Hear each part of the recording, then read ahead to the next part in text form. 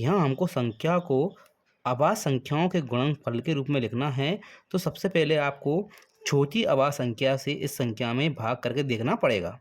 तो सबसे छोटी अभाज्य संख्या 2 होती है, लेकिन यहाँ पीछे आपकी सम संख्या नहीं है, मतलब 0, 2, 4, 6, 8 नहीं है, 5 है, तो ये विषम संख्या है, तो 2 से भाग नहीं जाएगा। तो 2 से बाद वाली संख्या लेंगे हम 3। अब 3 से भाग करके देखते हैं हम। 3 एकम 3, ये 8 हो जाएंगे। 3 दूनी 6, हमारे पास 2 बचे, 2 पे 2 22 हो जाएंगे। फिर 3 7 है 21, 1 बचेगा 15 हो जाएंगे, और 3 5 है 15। हमारा 3 से भाग चला जाता है। अगली संख्या में हम 3 से भाग देकर देखते हैं।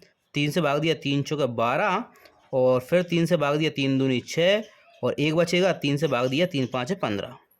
अब इन संख्याओं को जोड़ते हैं हम। 5 6 7 और 4 11।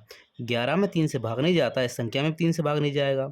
तो अब क्या करेंगे हम, 5 से भाग देके देखते हैं, क्योंकि इस संख्या के पीछे क्या है, 5 है, और 3 के बाद जस्ट बाद वाली आपकी अभाज्य संख्या कौन सी होती है, 5 होती है।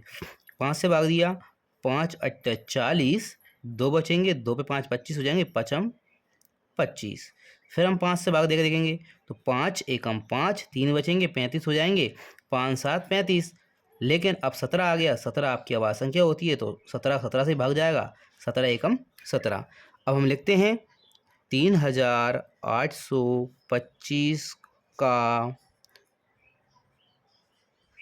अभाज्य गुणनखंड। तो क्या हो जाएगा ये आपके पास, इस संख्याओं को आप गुणा के रूप में लिख देना है। 3 गुणा 3, 5 गुणा 5 गुणा 17, 5 गुणा 5 गुणा 17। अब यहाँ 3 आपका 2 बार आया, तो 3 की घात 2 हो जाएगी। 5 2 बार आया, तो 5 की घात 2 हो जाएगी, और 17 एक बार आया है। तो यही आपका अभाज्य गुणनखंड के रूप में प्रस्तुत हो गया है। ये आपका आंसर हो जाएगा।